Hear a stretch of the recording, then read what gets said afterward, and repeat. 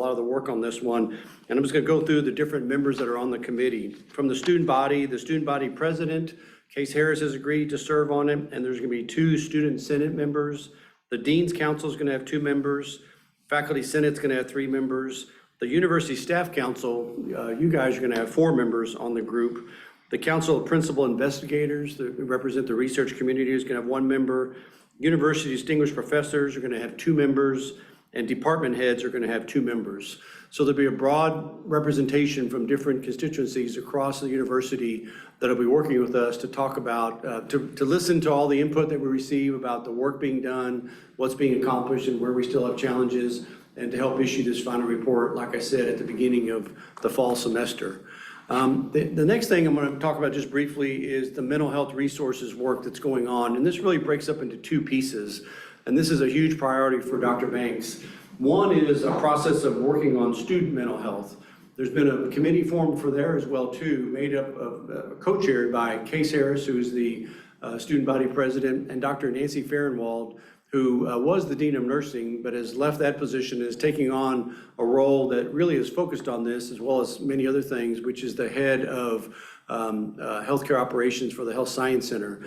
They've just begun meeting. They also have a broad-based group of student groups, folks from student affairs, I believe athletics and some other places as well too, to go through this process. And the first thing they're doing is created a inventory of all the existing services. And there are a fair number of existing services out there already. And one of the things they're going to do is, beginning in this new semester, really begin to communicate better those existing services that are out there for students already. But perhaps more importantly, Dr. Banks said in the State of the University speech that she wanted to double the amount being spent on student mental health services, and that's in the process of happening right now. They're going through still some planning, but they've already begun to do some things, such as hiring mental health officers that are going to work with the University Police Department to help be there as frontline workers to help mitigate and calm down situations. Often, a majority of the cases that UPD goes out to deal with have mental health issues related to them, according to the police chief. And so we think having some folks who are trained in de-escalating those kind of issues can really help us provide greater security and service for those folks across the university. We're also looking at providing mental health services in different areas across the campus, so spreading it out a little bit more. There's an online platform that exists that's going to be built up a little bit more, and we're going to hopefully improve or increase the number of people who want to use that online service. That's been a really successful service so far, of folks who are using it, but the usage rate is still a little low, so we really want to pick that up. What I want to talk about now more, though, particularly since this is the staff council, is the work being done for staff members, faculty and staff. And this is, we're working on this. We still have some work to do here, but it's sort of the same kind of process, which is what are the available services we have, and how do we make people more aware of those? Because actually there are quite a few services that our benefits package provide us already. And we're working with the system. All of the staff faculty benefit plan is run out of the Texas A&M system. And so we don't directly control that, but obviously we work directly with the system quite a bit, and we're in the process of doing that. I just want to walk through a few of the things that are already available for all of us when it comes to strictly to mental health. These are already currently part of your benefit plan. There's a guidance resource package called ComPsych, which will allow you, and you can access through the benefits page, up to 5 free in-person sessions, mental health sessions per the topic you have. That's telephonic counseling. That's available to you now. In addition, ComPsych has a number of online resources like podcasts, videos, articles, and other things to help people through different situations. There's some other ones too. Well on Target is a stress management and lifestyle coaching program that's available to all staff. MD Live is another thing we all have available to us that offers behavioral health counseling at $10 per session. And the nice thing about it is you can talk to the same physician each time if you want to, so you won't get passed around every time you go back for the service. Blue Cross Blue Shield, who is our our healthcare benefits provider, has something called Learn to Live, which is an app that provides a number of mental health services for folks that allows you to go through different programs at your own pace. And that exists out there already. And then MyEvive, which you may have seen before or heard, has a number of resources available, including counseling classes, counseling opportunities, classes, online services and those kind of things too. So what we're doing right now is working with the system to develop kind of a communications marketing plan to really help people be more aware of those, have a much simpler way to access these programs, and then also continue to work with the system on what else we can provide and add to those things as well too. So a lot of work being done on mental health, both at the student level and at the staff and faculty level. With that now, I will turn it over to Damon Slayton, who will talk about some of the human resource activities going on. Thank you, Greg. Thank you for tuning in, and I appreciate your attention and these important details, and more importantly, your involvement with staff council and how you can help spread the word to our colleagues and our peers who may have similar questions and point them to available resources. First, I want to touch on the alternate work location policy for non-faculty. By the way, there is information available for faculty. The existing SAP is under revision and should be released soon. What I'm speaking to specifically is for non-faculty. The overarching umbrella at the system level is the flexible work arrangements. One component of that is an alternate work location. HR has had 2 webinars hosted by USC, one right before Christmas, one after. The recording is available at the staff council website. So if there are more details that we don't cover here, please go there. One thing we would like to mention is the reason that we had this opportunity to revise the system policy, regulation, SAP, and guide is because we wanted to take a more aggressive approach to staying market competitive, to enhance employee recruitment and retention efforts, and to capitalize also on operational efficiencies. That's why we went through this process to update the AWL process. There will be options for both a partial, which is commonly known as a hybrid model, as well as a fully remote option. There are certain requirements that you'll see available through the regulation, the SAP, as well as the web-based guide that's available on the HR website. Important to note is that there are position-specific details related to who may qualify for an alternate work location. Typically, those are computer-based, not dependent upon continual physical presence or face-to-face interactions, and largely self-directed. There's also requirements for employees being in good standing, as well as training requirements for both the employee and the manager prior to engaging in an alternate work location arrangement. There was also statements in the regulation regarding the higher level of approval by the CEO or a direct delegate, such as a vice president or dean. This is to embrace the fact that we want to ensure consistency across organizational lines, such that within a school, college, unit, division, that the implementation is done on a consistent basis and forgo some inequities that may have existed previously with a lack of oversight. So as each of these requests are routed through the employee, the manager, department head, and then the vice president or dean, we're looking for consistency. One of the questions that was asked is, what about these centralized units that are embedded within different schools and departments and divisions? To that, we say that the centralized unit is the responsibility of the designated operational vice president in cooperation with the dean of that school or college, such that there is no inequity, and that if there is an impact from that operational unit on the service provided to that school or college, the vice president is expected to work with that dean to ensure that there is consistency. It's also important to note that this is not a replacement for leave or ADA accommodations. There are separate policies for those, also available on our website. And the all-important factor is, when is this going to be available, right? We have been working with Workday team to hopefully launch this later next week. Our target was January the 19th. Most of our branding of the information that's been available has stipulated mid-January. We are working on testing this later this week, and as well as hoping to prepare job aids that would be specific to those nuances as it relates to what's expected of employees and managers. So just to give you a quick insight, I think there was a question posed of what do we expect?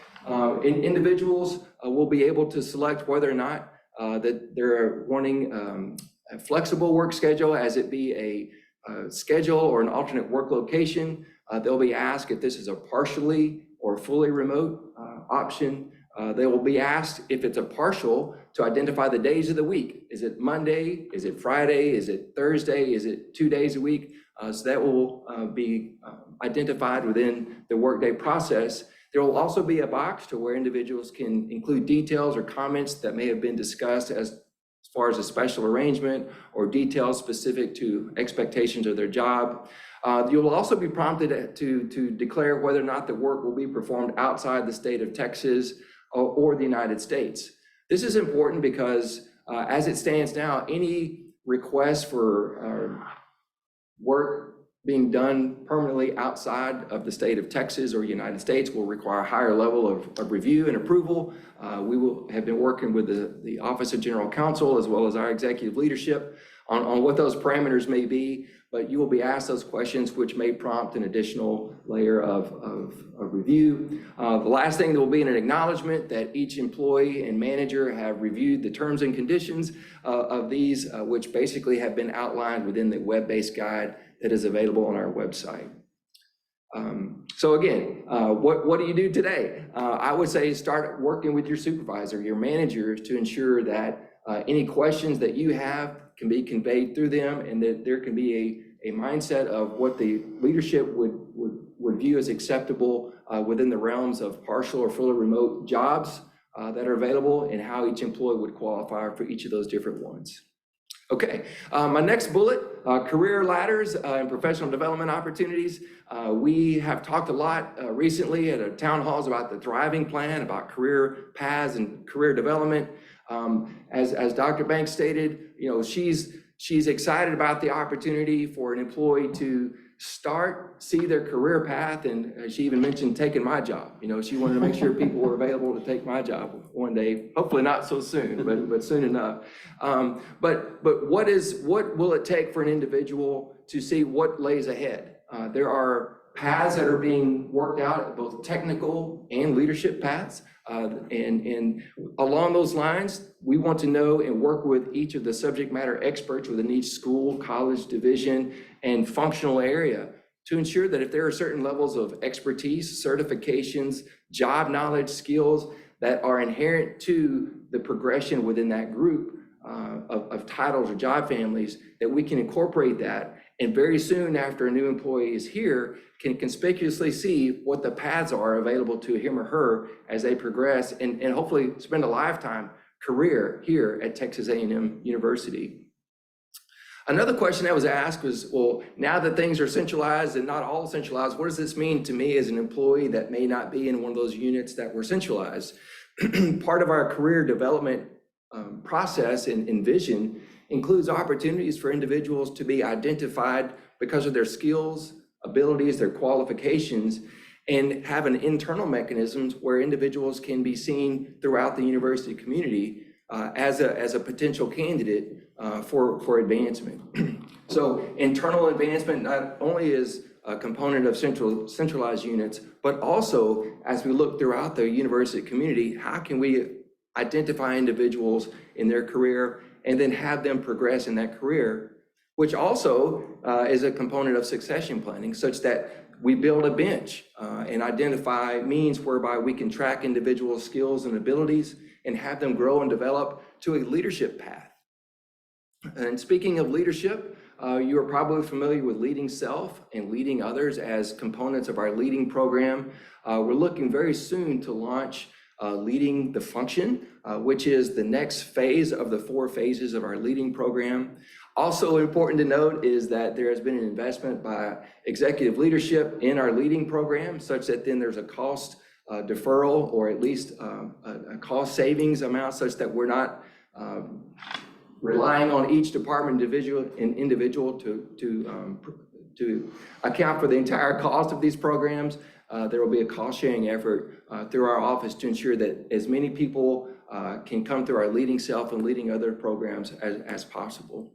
And the last thing I'll mention about the career development process is that we want to also be considerate of these programs that may be inherent to leading others and leading self, and get back to where we can provide courses for larger audiences that may be more relevant to soft skills that are needed for each individual to progress, and work with our operational teams as well as some of you in special needs that may be conducive to your advancement, and provide one-off trainings, more so than just referring folks to LinkedIn Learning. So those are a few key components that we're working through on career ladders and professional development. Last thing I'll talk about is compensation assessment. We've endeavored the last several months and have had a focus for our classification compensation team to look at where we are as far as the market, comparing to our jobs with what may be through salary.com or other relevant salary assessments.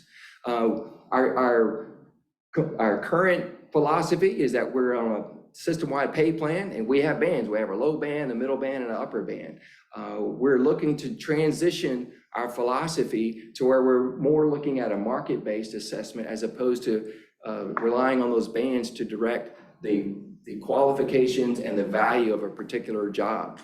So we're looking to assess that. There's been about 60% of the titles of the 1,100 that have been reviewed and mapped to these markets. We're focusing efforts on entry-level salaries. A lot of our benchmark institutions have instituted a higher minimum wage. We're looking to see what the impacts will be for that. How are we lagging in certain markets by title? Are there certain emphasis we can put on job families that can help elevate them to a more of a 50% of the market target? And then the impacts that we'll have to address as the President's Cabinet to how we can facilitate some of these movements and how we can prioritize some of the tasks that lay ahead. So we're working not only with College Station-based entities, but also Dallas-Fort Worth, Galveston, Cutter, McAllen, anywhere we have a presence. We're being mindful that there will be a premium on some of those different types of areas based on the job market. So we're well within our time frame to get this completed, hopefully early spring, so that then we can again work with executive leadership on what a compensation philosophy looks like, the immediate impact we can make on our personnel, and then longer term what priorities we can set to ensure that we're the employer of choice, not only here but every area that's represented. And I tricked you by saying it was the last thing I'll mention, but I see at the bottom our website, employees.tmu.edu. We added the hubs because there had been some questions submitted about, we don't know who our HR contact. Now that we've gotten away from the HR liaison network, we're not sure who to contact. If you'll go to that website, it has a direct reflection by each hub. There's 6 different hubs spread out from Cutter to Rio Grande, College Station, Galveston. Who to contact, there's a name, there's an email address, and if all else fails, there's a contact us page. We'll get to you and provide relevant information. We've provided information through deans, vice presidents, and working with department heads to ensure that we're providing you extraordinary customer service. So please let us know of anything we can do to help. And with that, I'll pass it along to John Crawford. All right. Thank you, Damon, and good morning, everybody. My name's John Crawford. I'm the Vice President for Finance and Business Services and Chief Financial Officer, and I wanted to give you some updates on activities coming out of Finance and Business Services as a result of the path forward. And several of the items, there are 3 that I want to talk about today. The first one deals with our continuous improvement process that we are developing within Finance and Business Services. And I'll talk about that and the governance associated with it, along with 2 projects that are getting kicked off. I'll also talk about the new budget funding allocation model that we've been working on developing. And last, talk about the quarterly financial updates that we're going to be starting with our executive leadership here at the university. So to start, let's talk about continuous improvement within the Division of Finance. We have created what we are calling a Continuous Service Improvement Governance Group, or CSIG, CSIGG, not to be confused with e-cigarettes or anything like that, but CSIG is the name of the governance group that will lead this continuous improvement effort within finance and business services. And really what we're wanting to do is create a culture of continuous improvement within our division, and to look at all of the many processes that we oversee within finance and business services and see if there are better ways to perform those processes. Can we be more efficient? Can we reduce costs? Mainly, we want to have a very positive impact on our customers out there. That's really the leading theme that needs to come out of these improvement projects. And we are putting together this governance group to oversee that. I've asked John McCall, our Associate Vice President and Controller, to chair that. Jessica Kilby, who is our Assistant Vice President for Operations Finance, she will be Vice Chair as part of that group. And we're going to have 14 to 16 members from across the campus community. And it'll include some finance and business services staff, but it'll include others from across campus that are our customers as well, because it's important that we hear from you. We'll have a process where we accept ideas from both finance and business services employees, as well as the rest of the campus community, on maybe processes that are performing suboptimally. If you have an idea of something that needs to be fixed, or something that drives you crazy, whatever that may be, this is your opportunity. Yeah, Ed laughs. There's a lot of those. But this gives you the opportunity, you, the campus community, the opportunity to come in and bring that forward and say, here's some problems that I've been having. I want y'all to look at this process and see if there's a way that we can make it better. We have a lot of process improvement projects that have gone on over the last several years. They may be in process as we speak. Those will continue. There may be some process improvement projects that are really more based on a specific department. Those will still be allowed to go through that department, but they're going to be connected and tracked through this governance group, so we know kind of where things stand at all times with all of our finance improvement projects. So let me talk about two that are getting ready to start. The first one deals with our delegated purchasing authority of $10,000. We've had that $10,000 delegated authority for 10 plus years. Something that 10, 12 years ago cost $8,500. You didn't have to put it out for bid. Now that thing probably costs $11,000 and you're having to put that out for bid.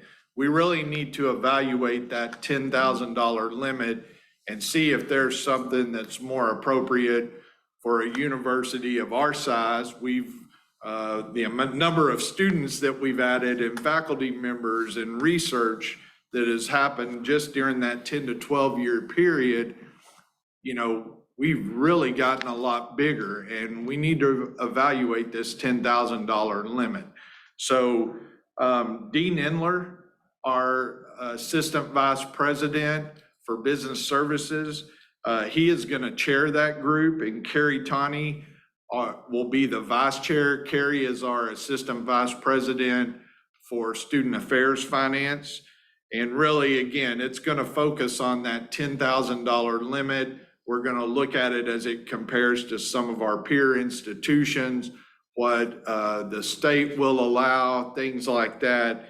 But to see about increasing that thing You know, we've got to look at it from the standpoint of the risk and reward associated there. So the second project that we're looking at is the contract negotiation process. And I know a lot of folks have, we have thousands of contracts that come through our institutions, whether it's research contracts or you know, leases or software contract or whatever it may be. These things, when you start getting into the fine print, it can take a lot of time for them to get through the process. And we need to be able to be more efficient in getting those things through that process. So we're going to look at the flow of information from the point that a contract is submitted to our contracts office to the point that it has my signature or Greg's or Dr. Banks's signature and gets out the door. There's a lot of different things that can happen with the contract, whether it's certain dollar amounts have to go through general counsel's approval over at the system office.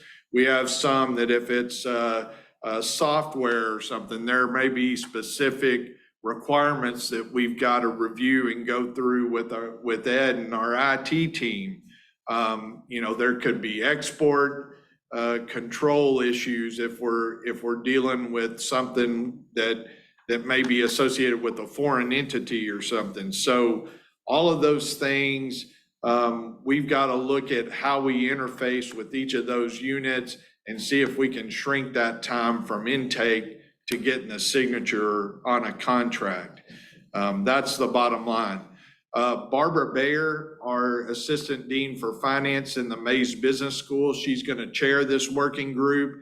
And Jeff Burton, who is the Chief Financial Officer for the A&M Health Science Center, he's going to serve as a vice chair on that. And we're putting that committee together. And we've got faculty that are involved. We've got researchers that are involved, VPR's office, SRS, and also other folks from Finance and Business Services. OGC will be participating. So those are two projects that are underway at this point. So the next item I wanted to talk to you about is our budget allocation process. And you know, the way we budget here historically at A&M is we've had an incremental budget that basically means what you start with in the current year is what you had in the previous year. And then you kind of build on that from there, depending on whether we get any new tuition funding or whether we've got any new money from the state. And so we really need to be able, there's not a lot of alignment between the current process and strategic priorities that we have here at the institution. And what we want to do is really get our funding process aligned with priorities of the president. And we wanted to take a current piece of our budget and allocate that based on performance metrics that are associated with strategic priorities. We have a group that has been working together now for probably about 6 months. We've been working with an external consultant, a company called EAB. They are very heavy in the higher ed community. They've done a lot of work, particularly in the area of budgeting and how we allocate funds. You know, they've done that at many, many different universities, a lot of our peer institutions. We put together a working group. I am chairing that group along with Joe Pettibon, Deborah Wright, and Michelle Mitchell, who are all team members within Finance and Business Services. Jeff Burton, who I mentioned earlier from the Health Science Center, has been participating. Greg is part of that process. Our provost, Dr. Alan Sams, our vice president for faculty affairs, Dr. N.K. Anand, and representing the Council of Deans, we have Dr. Jose Bermudez, the Dean of Arts and Sciences, and representing Faculty Senate, we have Dr. Adam Pickens from Public Health, and Adam serves as the chair of the Faculty Senate Budget Subcommittee. And so all of this whole group of folks has been working to identify metrics that are important, that align with strategic priorities of the president, and then begin putting together a model that we will then take some portion of our budget and run that through this allocation model to create more of a metric-based allocation process, basically. And so that has been going on. We anticipate that this will be in full effect beginning in fiscal year 25, which begins in September of 2024. Depending on when we conclude our work and when this thing gets defined, we may run some funds through this, maybe some new incremental funding that we get for FY 24, but that is yet to be determined. So more to come on this process as we work through it. The last thing I wanted to talk to you about today is we are creating a new quarterly financial update process where we will be working with all of our divisions and our colleges and schools to have regular budget and finance discussions with them. So they'll happen on a quarterly basis. 2 of those 4 quarters will be pretty much strictly your finance folks getting down in the weeds and looking at balances, looking at expenditure trends, revenue trends, things like that. The other 2 will involve our vice presidents as well as our deans. And one of those will really be a heavy budget priority focus. We're going to kick this process off with the heavy finance component here later this month in January and February. Again, that'll be primarily the finance employees. But then when we get into April and May, we will begin having our budget priority discussions with our deans and our vice presidents. And that will give those folks an opportunity to come in, meet with our executive leadership, myself, Greg, Dr. Anand, Dr. Sams, Dr. Balabina, and talk about what their strategic budget priorities are in each of their divisions and colleges. We're working on kind of defining exactly how these will work. I think we'll have probably a lot of data-driven things in the finance-heavy discussions. When we get into talking about budget priorities, that'll probably be something that we'll create an outline for each of our divisions and colleges to follow when they come in and present to us. So more information will be forthcoming. Joe Pettibon and Deborah Wright in my office are leading the charge with that. And finally, at the bottom of this slide, you'll see finance.tamu.edu. That is our finance and business services website. There you can find the results of our centralization, our new organization chart, meet a lot of the leadership within our organization. And I encourage you to visit that. So thank you again for your time this morning, and I'll hand it off to Stephen Franklin. Good morning, everyone. Thanks for the opportunity this morning. As we see here, we have or we can talk about streamlined construction, building modification requests, revamping Aggie Works, maintenance online platform. My discussion this morning will probably blend these together because these things are coming together into more of a central system as a one point of entry. And I'll go ahead and jump in and say the facilities tag at the bottom is where it's going to take you to those processes that get you into different categories that we're streamlining, from project requests to maintenance requests to space requests. Now, as we go through those, we have the one that's been the most visual on this process was what everybody referred to as the CBE in the past. That has now been officially replaced, buried, whatever we want to call that, and it has been replaced with an executive facilities committee.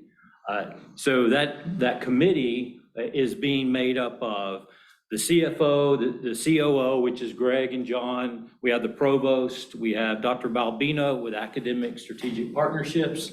We have Dr. Alan Sams, which I said is the provost. We have Dr. Anand, faculty affairs.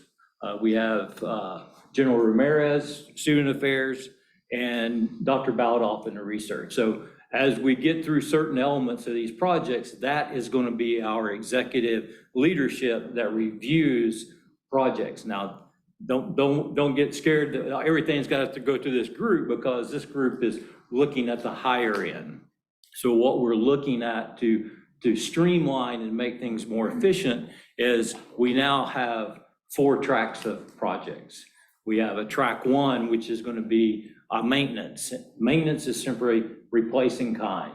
I have a broken light bulb. I come in, I get it repaired.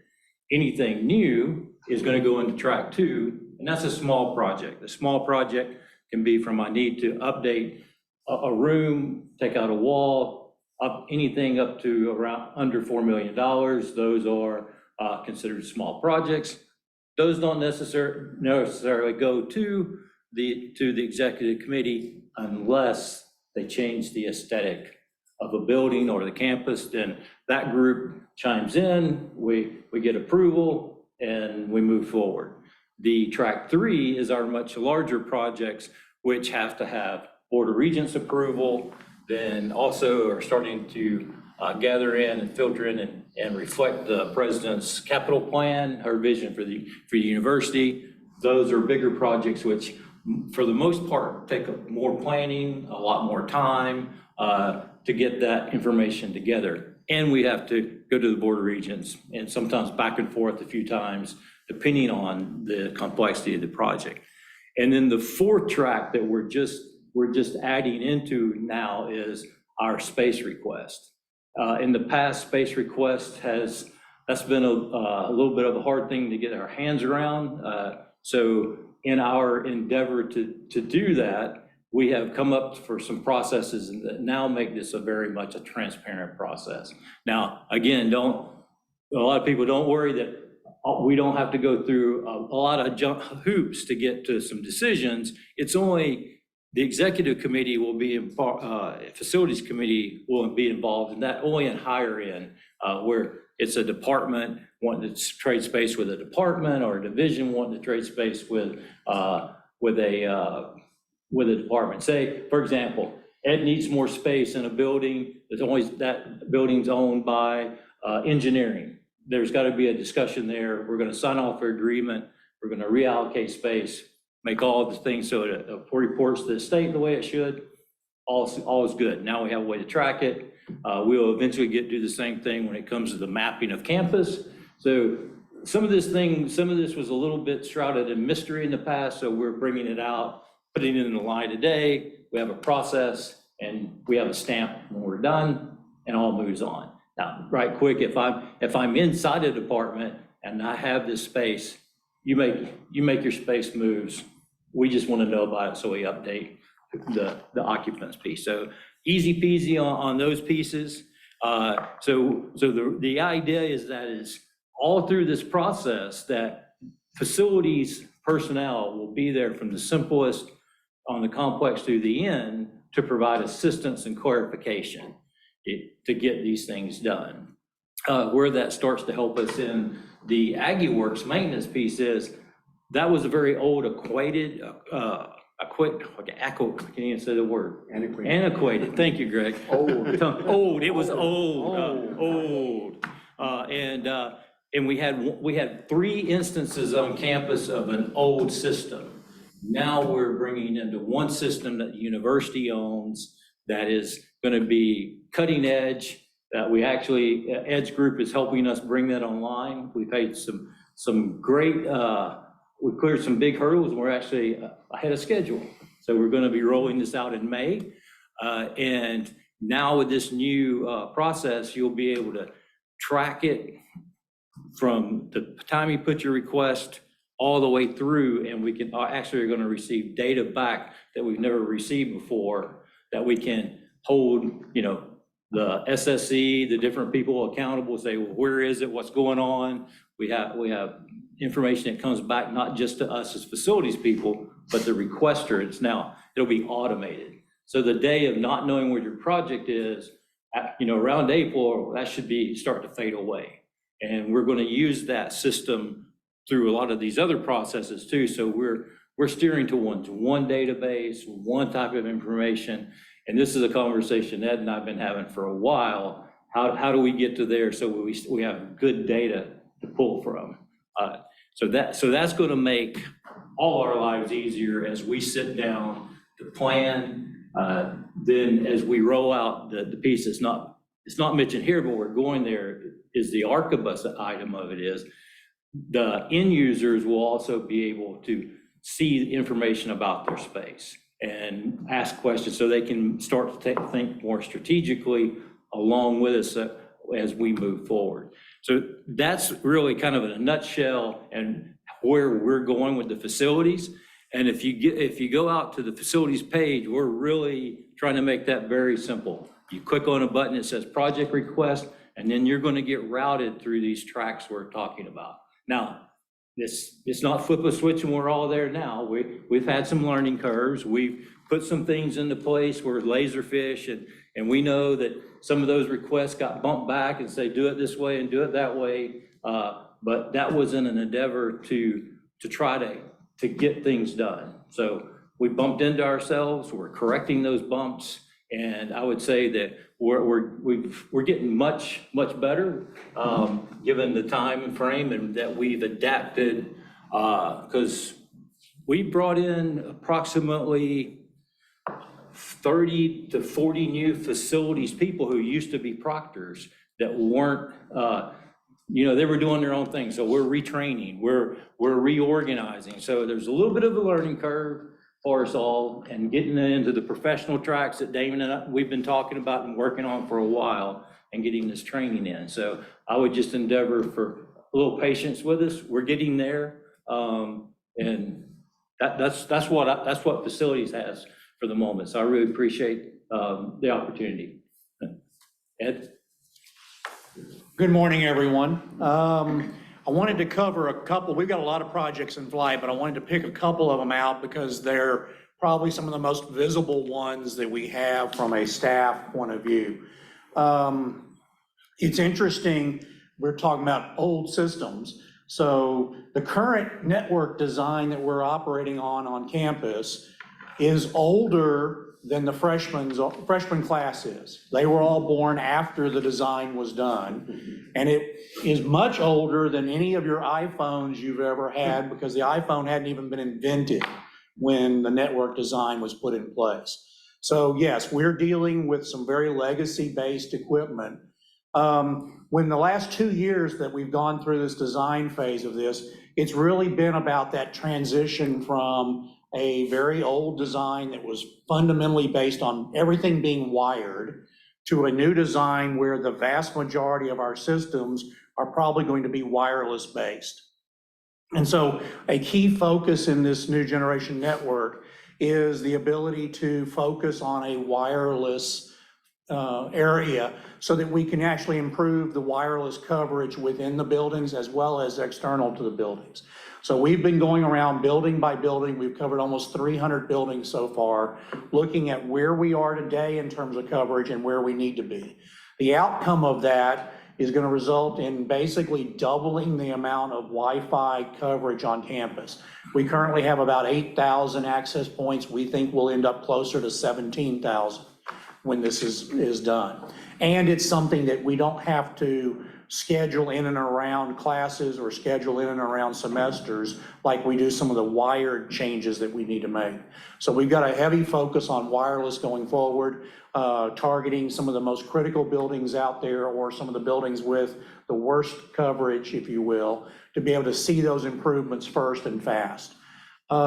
So when you look at this, we threw up the website that you can go look at that will keep you updated on individual buildings and zones that we're working on. But it really is about how do we impact, and I laughed one time when we were talking with some of the students in the design side of this, because one of their big asks was, we need to have the hammock area have good Wi-Fi. I got to admit, I didn't know where the hammock area was on campus, but there evidently is a group of oak trees that are well positioned to support hammocks, but they don't have very good Wi-Fi coverage. So one of the corrections we're making is we're improving the Wi-Fi coverage for those of you that are hammock occupiers. But being able to do that, being able to go into places that have not traditionally had good coverage and get that fixed is hugely important, so that you as our customer have the ability to work on your laptop in conference rooms or in places in buildings or even outside of the buildings where you need to have that coverage. And so fixing that is going to be one of the first things that we spend a lot of time and resources on over the next year and a half, is really getting those types of environments fixed. The wired side is also important to us. And it focuses on, in a large degree, to quality of service. Right now, within the buildings, we don't really have, because of the age of the equipment and the technology that it's built on, we really struggle to provide a quality of service where it's needed. And by that, I mean, if you're doing research, and you need to have a guaranteed throughput rate so that your research is done properly, we struggle to be able to do that. Or you need to have a particular level of bandwidth for your research, we struggle to be able to do that because you're on shared networks for the most part of this. So the ability to segment our environment and provide a level of service here that's different than a level of service here to meet the needs of our customers is hugely important as we build out the wired side of this. So there's a bunch of improvements coming as we go through this. The first primary will be focused around Wi-Fi, because that's the biggest impact we can make to everyone's existence on campus. And so as we go through that, the website that I have up there will keep you updated on as we get equipment in. We've been supply chain limited. Some of the equipment we needed is on a 6-month delivery schedule. So we're getting it in as fast as we can, and then we will start implementing it where we can as quickly as possible to make the biggest impact out there. The other item that I wanted to talk a little bit about today is around our help desk ticketing system. When we began this process, there was a minimum of 15 different help desk systems in use. And then there were some that you don't even describe as help desk systems, they were more chalkboard systems. But the ability to take in your request for help and get it to the right person to fill that request as quickly as possible was a huge challenge. One of the huge challenges, like Stephen's world, is the ability to have metrics. We were asked by folks, well, how many Mac tickets do you get every day? Or how many iPhone tickets? We have no way of knowing. And so we don't know where to apply training resources or where to apply additional help resources. So by going to one system, we achieve 3 key things. One is a single point of entry into getting help versus having this hodgepodge of stuff out there. The other is the ability to understand the role that you are filling in that request, right? The type of help and the amount of help that we provide to a student coming for help is probably different than what we need to provide to a staff member or to a researcher or a faculty member. We need to be able to understand their role and get them into a specialized support mechanism. So part of what this will let us do is be role-based in terms of how we work with our customers so that we can get that customer into a better group faster.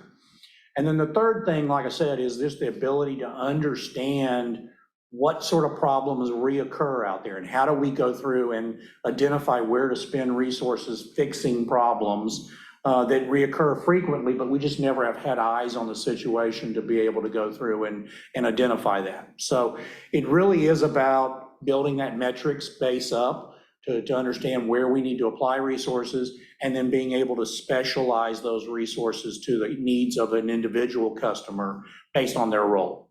And so that we're getting the right level of support for students and for faculty and for staff across the university.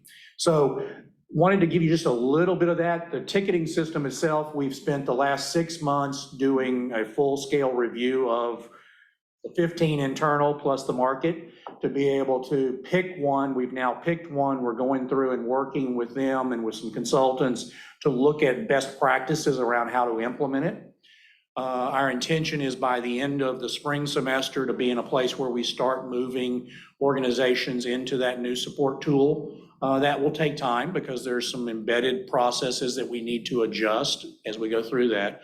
But the goal is to start that begin of that migration by the end of the spring semester so that we can optimize things and get the success that we think we'll see out of this into your environments as quickly as possible. Again, you can go to the IT site and there's updates out there for not only these projects, but all of the projects that we have in flight. I thank you. Barbara? Good morning.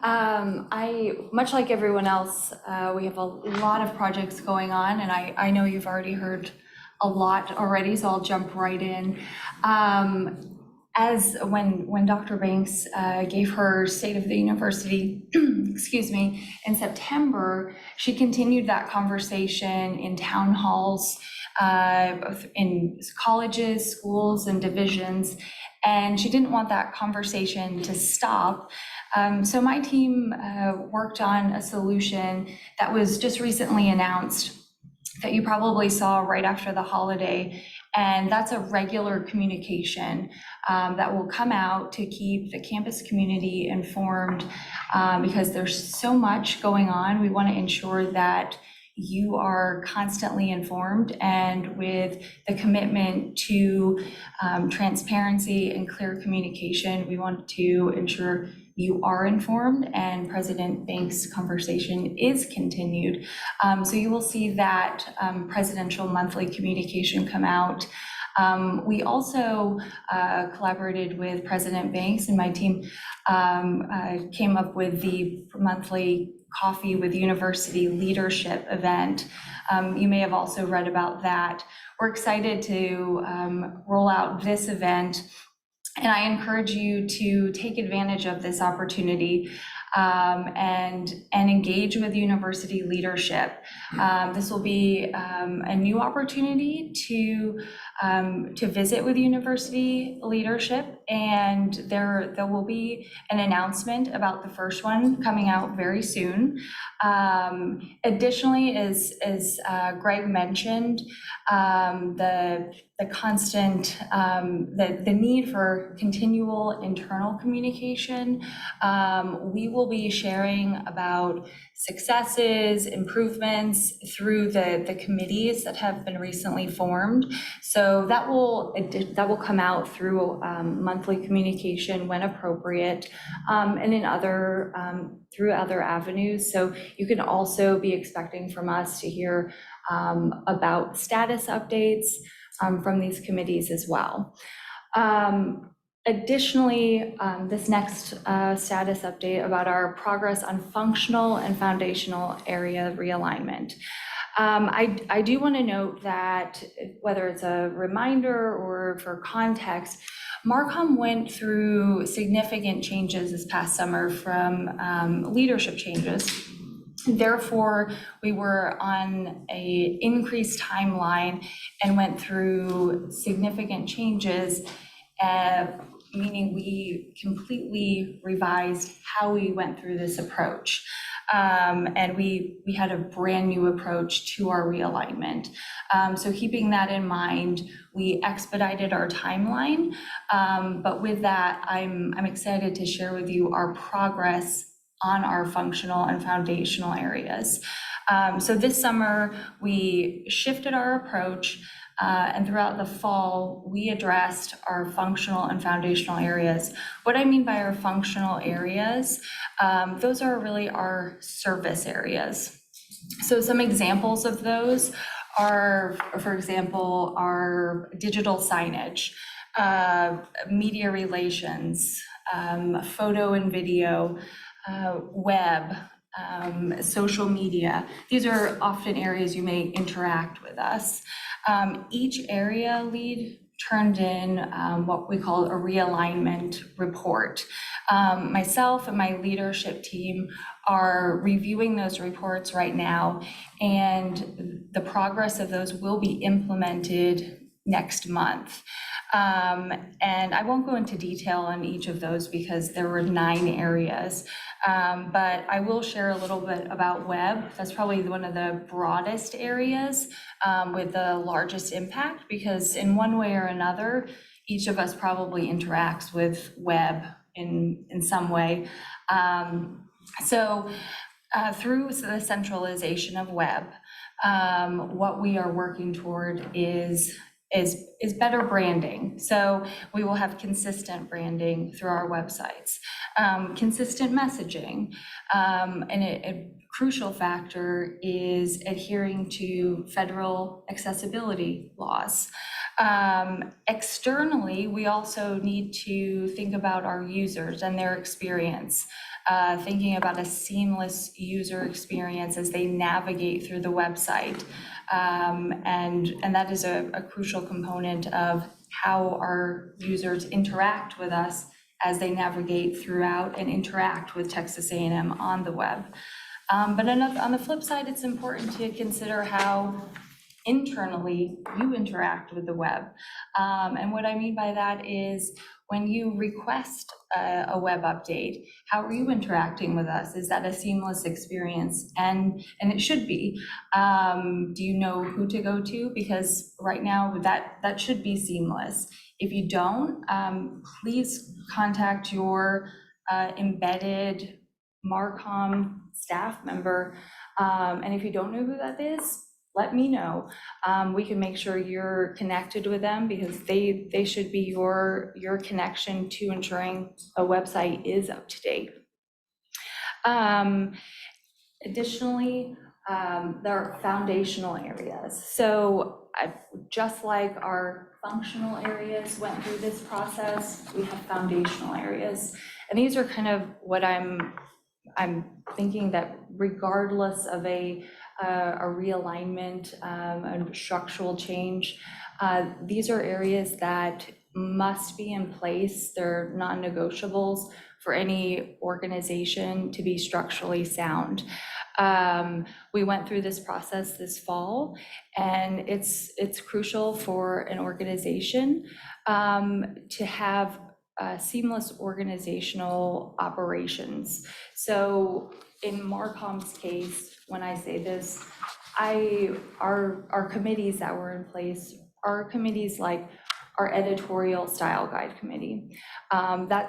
So we have guidelines for how we write and why. Our Marcom manual, we have documentation for everything about being a staff member in Marcom, documentation for everything we do, and then that is a living document that is always evolving. Our onboarding process, that gave us the opportunity to collaborate with Damon's team in HR, knowing that they were assessing the overall onboarding process, and then we were able to look at, after an employee is onboarded to the university, what happens next when they are then becoming a part of Marcom? How is that different, and setting an employee up for success? I strongly encourage you to go to Marcom's website there. There's a lot more information in detail about each of these areas that I've mentioned and more, the status updates about where each of these areas are, and where they are in their phases, and then where we'll go next. We have As I mentioned, they'll be implemented next month. And then there's a new group that will pick up in the following months. So although we've been through some major changes, we've made significant progress as well. So I do encourage you to visit there to see the steps that have been taken and the progress that we've made. Thanks very much for the opportunity. Absolutely. Thank you all for your presentations. That was a great opportunity for us to just hear from everyone about what's going on in their areas and specific projects. As I stated, we are going to take some questions. We've taken questions during our registration. You have the opportunity to ask a question through your chat that will come into some of our moderators that will be feeding those to me. Again, if I am not able to ask your question live, please know that Staff Council is dedicated to getting an answer to your inquiry, and that we will email you back if you attach your name.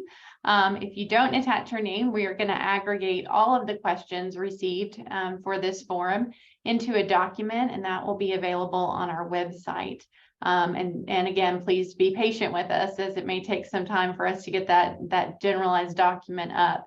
But if we do, again, if you do attach your name, I'll be happy to email you back personally with an answer.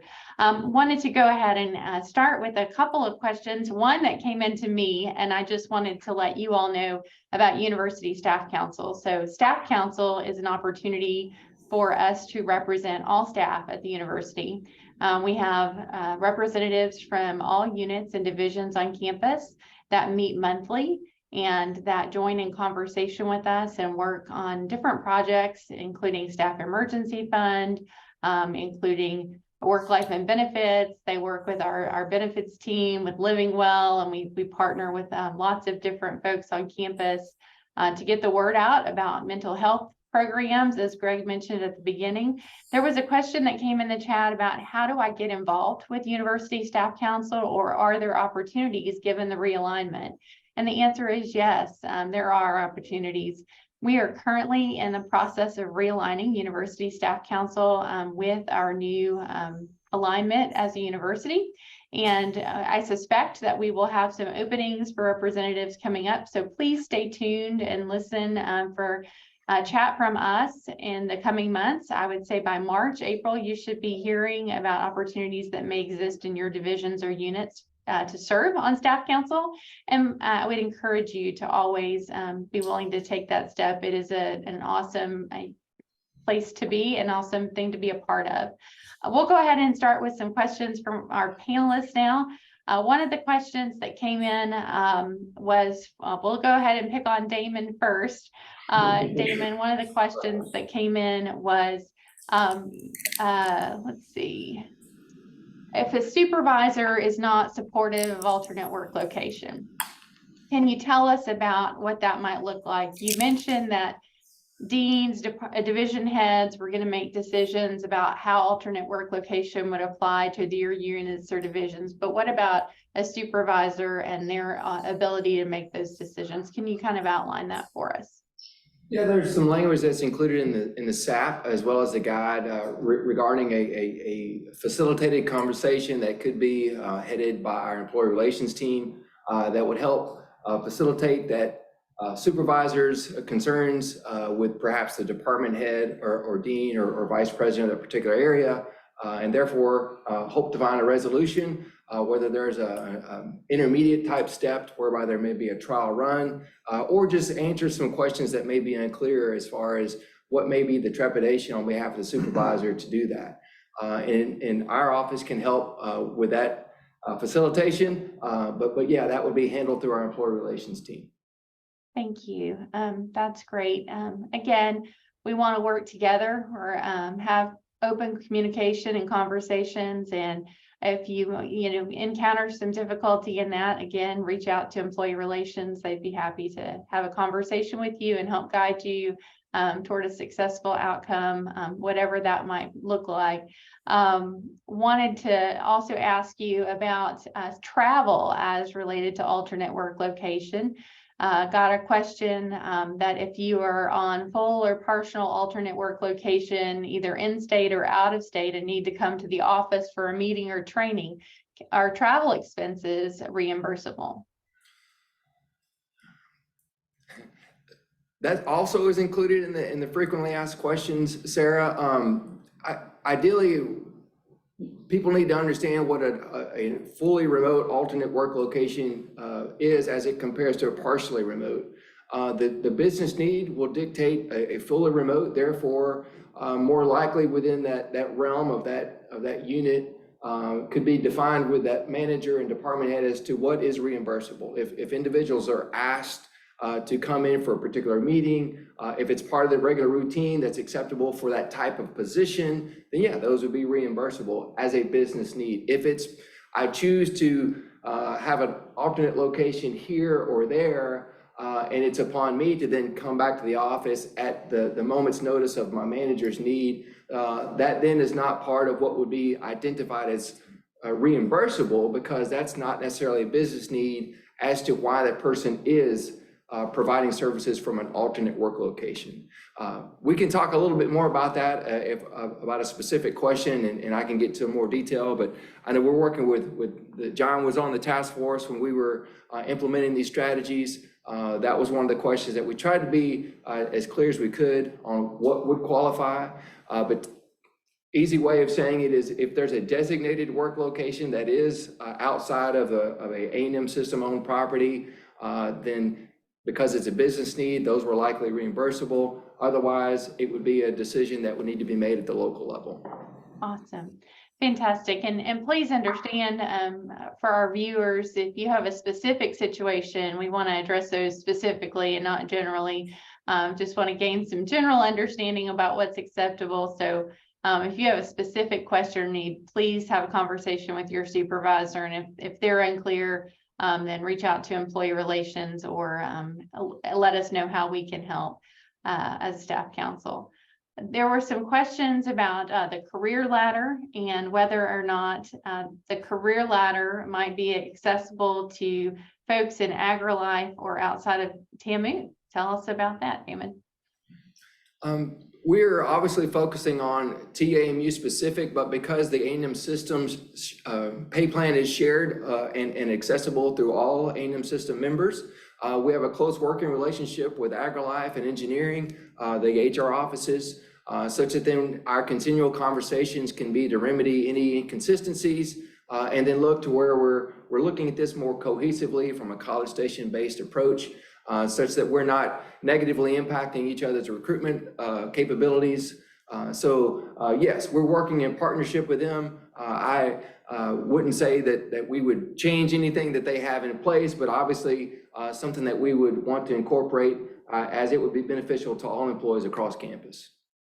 Fantastic. This question came in as regards to IT. And the question was, what role will IT play in assisting other functions with enterprise technology needs like project management? It seems like some conversations are happening in silos, other functions. Having IT at the table would help to ensure all the right things are considered and all the questions were asked. Can you speak to that, please? Certainly. And you know, the idea of project management is one that's a great example of this, right? It's been done sporadically across different groups. Some did very well, others struggled a little bit with it. We are trying to pull that into a consistency model across all of IT so that we're managing projects through that process. But our project managers, from a delivery of a system point of view, have to be integrated with the project managers from the college or the business group so that the two efforts are aligned. So if John Crawford's team has a set of projects they're working on from a product improvement point of view or productivity point of view, then we're going to be aligned. If there's software needs or hardware needs that need to be put in place, our project team would be in line with them. The nice thing about the A&M system is we have a consistency of project management guidelines, TAC 216 type of approach to life. So there is the ability to use common methodology across disparate project management organizations. But yes, we're always going to be looking to align our projects with those of the customer's projects. The other thing I think that everybody will start seeing over time is the ability to have, from an IT point of view, have more people available to be involved in the early design of change, so that it's not a last minute type of thing. It's a, oh yeah, here's 3 options that are available. It's not just one. And so we're going to be working within the colleges and within the business groups to have more of our staff able to get away from traditional break fix and to get into a proactive consultative type of role within the business groups and the colleges, so that as they come back and say, we would like to go tackle X, we've got staff available that can go into that project with them to help make sure that all of the technical options are defined and available to them. Thank you. That's awesome. I think anytime that we can work with our partners that are have that strategic knowledge and expertise and coordinate efforts, that's always a win for everybody. One of the next questions that came in is for marketing and communication. And the question was, when will marketing and communications adopt a single shared process for requesting web updates and other marketing related items? Sure.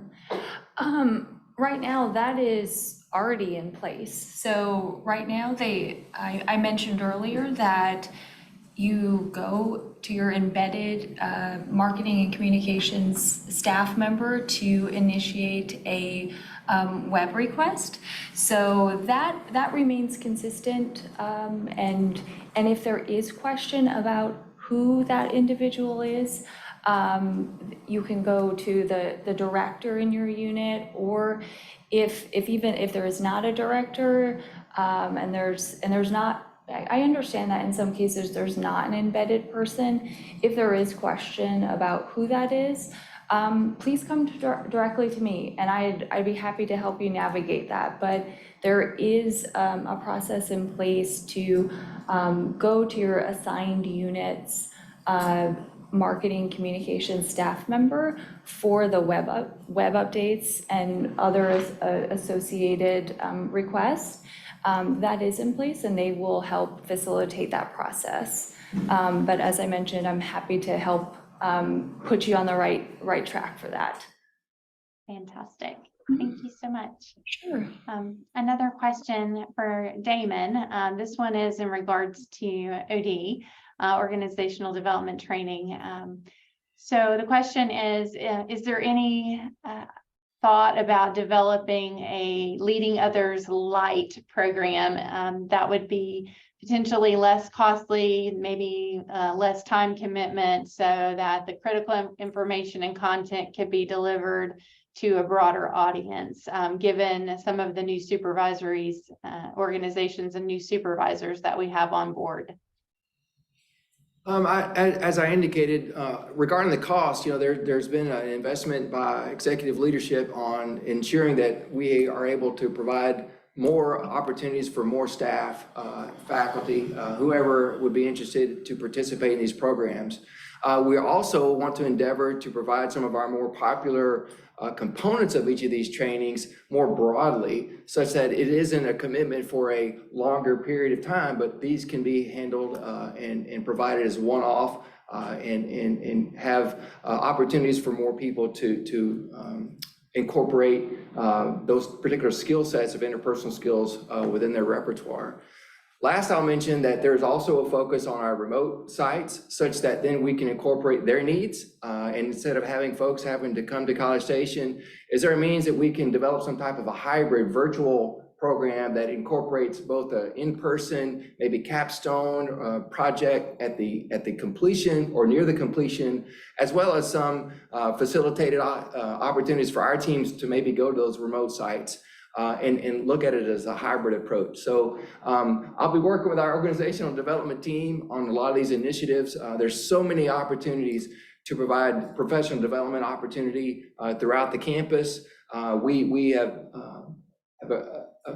a great vision of how we can incorporate a lot of these things and be more effective in our delivery and not just be so siloed in the approach.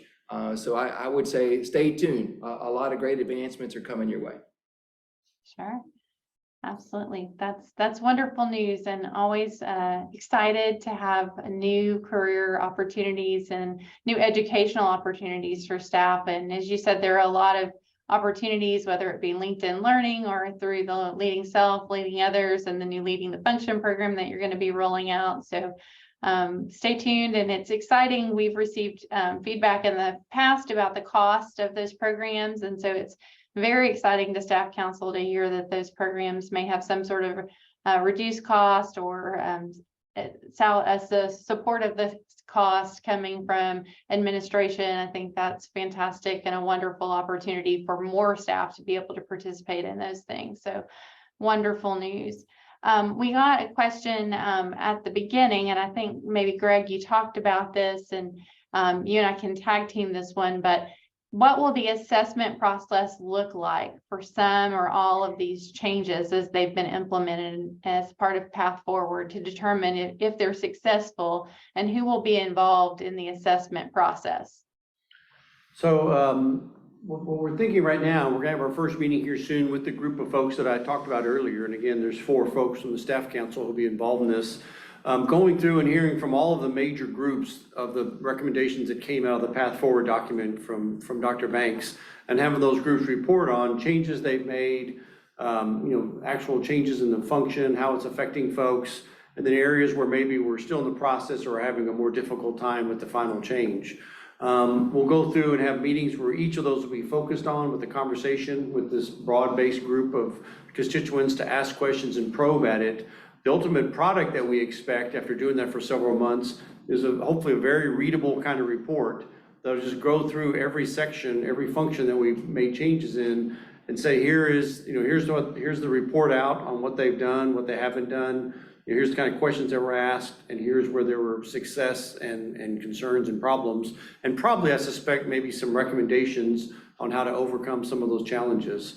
The process is not to debate the recommendation itself, because again, those are recommendations Dr. Banks put into place. So it's about the process to implement, maybe not so much do you agree or disagree? And I know some people agree or disagree with certain recommendations, but we're sort of thinking we need to move on from that and talk about, okay, how were they implemented and where were their challenges, or where are we not doing a good job of doing it? A lot of it will probably also focus on how are we going to measure success going forward? Because it's one thing to do this one-year review, which will take into account the big shifts and the big changes and all that. But ongoing, how do you make sure that we're meeting customer expectations, we're improving response times, all that kind of stuff. And I think you've heard from some of the folks here, we're building in systems and metrics into the work process here. And we'll have to talk about how we make that very visible. So how do we know, as an example, because I know Ed's really focused on this in IT, how do we know how well a response rate we're getting from the help desk and response times to questions and problems? And folks should have access to that to know how's it going, and if it's not going well, is it a lack of resources, is it not enough workforce, or whatever it is, all those kind of things. So those will be the sort of things that come out. And what I hope is a very readable kind of report. We don't want this to be too dense where nobody wants to look at it, but try to find someone who can really communicate all the information we gathered over the several months and give some sort of report, and it'll be a starting point then for what to do over the next year to continue those improvements. So I hope that answers the question. If there's any more specifics, we'd be more happy to go into it. Sure, and that's fantastic. And as Greg said, we do have 4 Staff Council positions. I will be taking one of those seats on the Path Forward Review Committee. And so please reach out to your Staff Council representatives. We would love to hear from you. We would love to be able to incorporate your perspective as we review all of these changes. And there'll be a list of those published soon. So please be on the lookout for that. Another question that's come in, it revolves around a shared ticketing system. Has there been any thought given to a shared ticketing system where Marcom, HR, IT would all share a similar ticketing system rather than having different systems for each organization? Yeah, Sarah, I can take that one. Yeah, yes, absolutely. Part of the design when we were out looking at different options was to make sure that we didn't block anyone that needed to take advantage of that. So yes, we've had conversations with most of the operating groups out there to say, if you were looking for a different solution than the one you have now, would this work properly for you? And does it have the hooks built into it that would let that get done? And so, yeah, everything that we did when we looked at the systems that we're gonna be rolling out was viewed with that lens of, could other groups use this as well? Not only across the centralized groups, but within other organizational groups out there, student affairs or whatever, to make sure that we didn't pick something that would block that from happening. Doesn't mean they have to switch to it if they've got a point solution that's better. The other thing we've got to make sure we do is tie the systems together from an integration point of view, so that even if someone is running a system in marketing, there will be some small fraction of those tickets that need to seamlessly move over to IT. And so making sure that even if the systems aren't identical, that interface between those systems works well. Fantastic. Yeah, I think that's, again, important to be able to transfer that ticket, for lack of a better word or lack of a better term, but make sure that we're able to collaboratively work together across organizations. So that's fantastic. This one also probably is for you. Question about, how do we report if there are Wi-Fi issues in and around campus and buildings, on recreational fields or other areas of campus? Is there a way for us to report that so that that could be looked into? Absolutely, and please do. Sometimes people get a little, well, they're never gonna fix something. Once again, the more I know about stuff, so yeah, open up a help desk ticket. You can open it up through email, you can call, you can do all kinds of ways to get a ticket open, but open up one with the location that you're experiencing the issue in. Sometimes it's hardware that, especially given the age of some of our hardware, that may have failed. And we may be in process of trying to replace it now. But other places, yeah, it really helps to understand if you're in the hammock area and aren't getting the level of Wi-Fi that you want to get, please let us know. But that was part of also why we went through, and we're going to end up going through every building floor by floor to map out what the current coverage is and where we know we have spots. But there will be places that people know about. Please report those, absolutely. Open up a help desk ticket with us and just say, hey, I was in this office at this building on this floor and I had an issue. Fantastic. Yeah, I think all too often we assume somebody else has reported it, or that everybody knows that this is an issue. And even if we repeatedly encounter that issue, and so great thought to go ahead and just make sure to send in a ticket. Maybe someone doesn't know. Let's see. Questions coming in about, can you talk a little bit more, Damon, about career ladders and opportunities for reclassification within positions due to the path forward changes? Less specific a path forward, but I think there's time for us to take a more holistic approach to the relevance of our titles that exist. The last time the pay plan was reviewed was in 2016. Since then, you think about IT and communications in each of our different operational areas.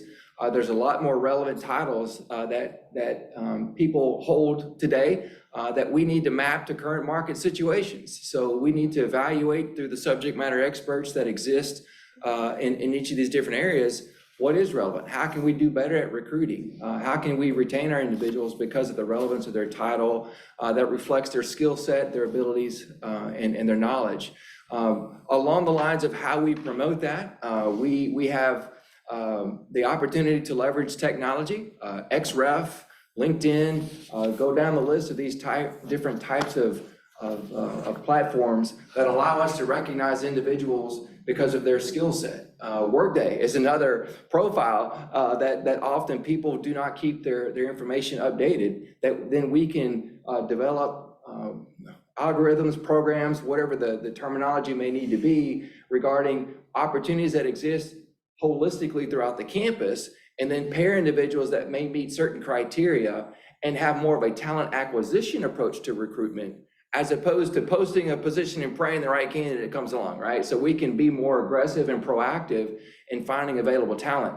Looking at our pool of students that exist and say, we have a lot of individuals that may have a bright career here at Texas A&M University. How do we accentuate their abilities? to grow and develop across the organization. So less about path forward and the centralized units, more about how we can holistically look at opportunities that exist throughout our system, meaning our campuses, and how can we leverage even opportunities for people maybe to work at the Rellis campus, at a sister institution, and then some type of a program that we can grow and develop skills that may not be relevant here, but can be useful elsewhere, that then builds an opportunity for that person to be more of an investment in time. So it's a holistic approach. It's more of a talent acquisition approach, but it all starts with, do we have the right titles?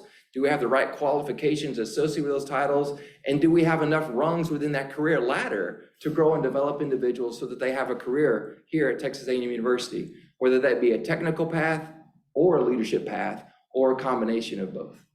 Right. And we hear that a lot. One of the, I guess, and potentially a follow-up question, but we hear a lot, wanting an opportunity for growth, or how are we looking to retain our current employees? What efforts are we doing there? Can you speak to a little bit about retention and the thoughts around retention of our current staff? Yeah, I think, our turnover rates are high. I mean, I think everyone across the entire U.S. is seeing that. I think one of the more conspicuous activities have been looking at the alternate work location. That's something that we are hoping to improve retention. Looking at more specific details on exit interviews, having our managers do stay interviews. What is it that we can help incorporate within a daily routine that would help ensure that we're meeting the needs of our employees, all the resources that are being provided for special programs. I mean, the Path Forward has detailed those things, and there have been investments throughout the Aggie Way and the golden era of Texas A&M University that we all heard at the forums through President Banks. These are all things that have been put in place that we can help to incentivize and take more of a proactive approach to ensuring that we have the best people and we're retaining them. Any investment from a compensation standpoint, obviously there's a lot of factors that involve in that, but who are these individuals that we can identify and track, retain, and at least establish a means whereby folks feel like they're appreciated, they're valued, and that we can embrace their needs and ensure that they have everything they need to be successful here at our beloved university. Absolutely. We always want to provide opportunity for professional development and for staff to feel valued. Staff Council is always looking for ways that we can further support you. So again, please reach out to us if you have thoughts and ideas about that. We're happy to bring those to Damon and his team or anybody else in administration here at the university. We're looking for ways to make people feel valued because we do value staff.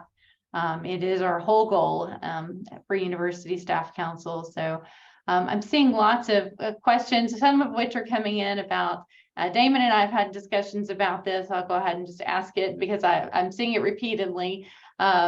Is there any thought given to a potential cost of living adjustment for staff at the university given inflation? Is that my question? That could be to anybody, honestly. There's lots of thoughts. There's lots of compelling emotions that we have to do all we can to retain staff, to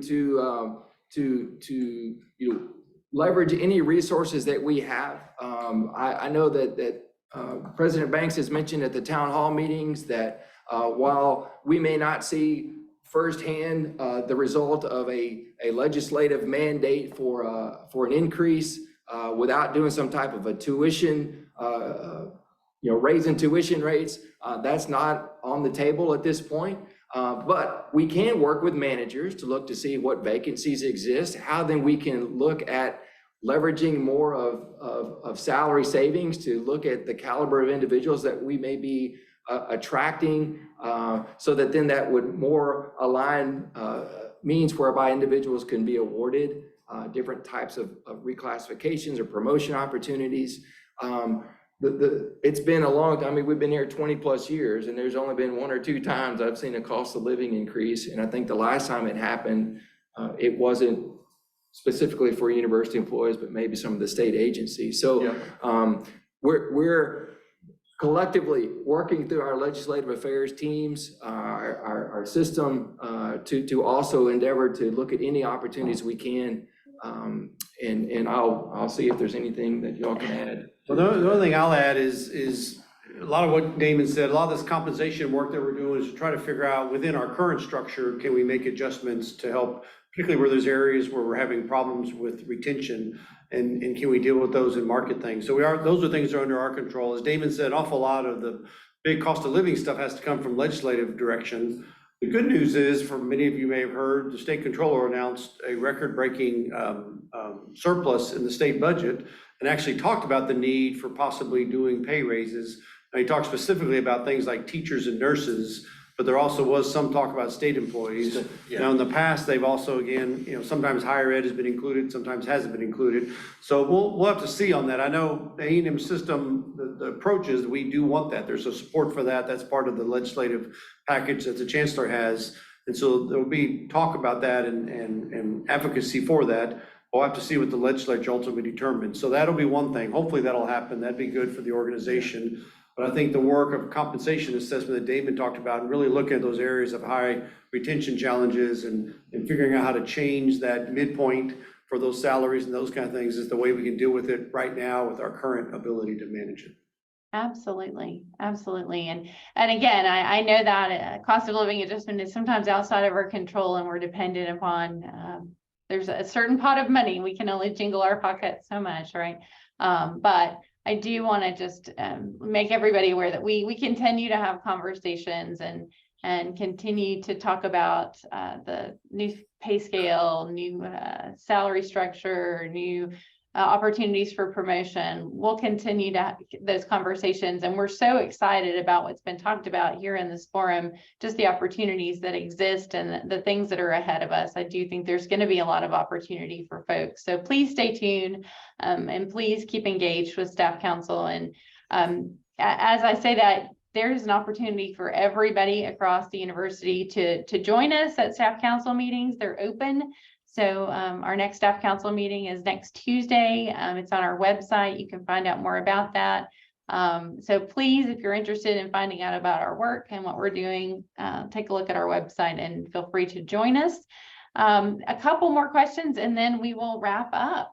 Let's see. One of the questions for IT, back to IT, was will changes in the Wi-Fi and the structure that you've talked about, will those prevent some of the crashes that we see like on the first day of school and things like that, or do we anticipate that those might be better?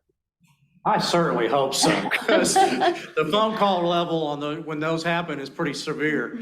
Yeah, I mean, that's part of what we're trying to address. When you have equipment that is 15 or 18 years old, sometimes when you cram, in the event of the fall start, we had over 140,000 simultaneous real-time connections going on. That's a lot of devices, and they grow every year, right? The number of devices that people carry from cell phones and tablets and laptops and watches and rings and everything else goes up. So we're going to see that growth continue as more and more people shift to more of a wireless mode. So yeah, part of the huge driver for this is to get enough infrastructure in place and new infrastructure in place so that we're not dependent on very old equipment. But yes, the beginning of each semester, the cram periods in the middle of finals, academic environments have very well-defined peak periods, sort of like the 7 times a year that 150,000 of our closest friends come to campus for a football game. There are very peak periods that we work with to be able to try to make sure we can handle. And that's part of what drives the need for new systems out there is, yeah, some of this stuff that was built to run at one level is being asked to run at a completely different level, and we've got to get new hardware in. Awesome.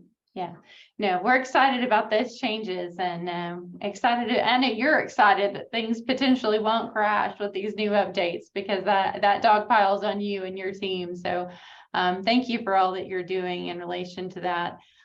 We've gotten just let's see. We've gotten a few other questions that are more specific, some questions about holiday schedules and mental health and things like that. I rather than get into the weeds on those, I think I'd rather send those specific questions to you individually. So I'll go ahead and just begin to wrap up at this point, unless any of our Vice President's leadership team has any other closing thoughts that they'd like to offer at this time. Sarah, only closing thought, I'll say one again for everybody, thank you. And thank for you specifically, your leadership, because I know we talk a lot and you talk with a lot of the folks here, which I think bodes well for the University Staff Council. And I also just want to say thank you to the University Staff Council. It's really become a useful resource to create that interaction and communication for us, push us on some things, make us feel uncomfortable sometimes about things, because you have to do that, and that's a good thing. And so it really has been great to develop a good relationship with the Staff Council, and we hope it continues, and we hope you'll invite us back for these when you guys want to have them, because it's really useful for us to do this, so we appreciate the opportunity.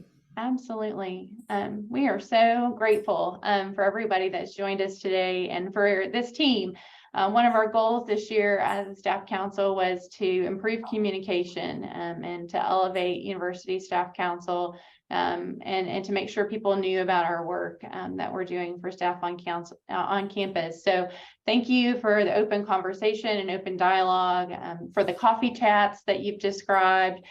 We also were looking towards those sorts of things and incorporating those into our meeting time. So we'll look to partner with you all on those efforts. We anticipate that we'll continue these forums, and we also can anticipate that we'll continue to have open dialogue and inviting our vice presidents into our meetings and continue our one-on-one meetings that we have set up with some of you now. So if you have questions, if you continue to have things that are on your heart, on your mind, please message us at staff@tamu.edu, or you can just email me directly. I'm very open to that as well. Thank you all for attending today. We appreciate your time. We value your input and look forward to continuing the conversation soon. So thanks so much. Thank you. Bye.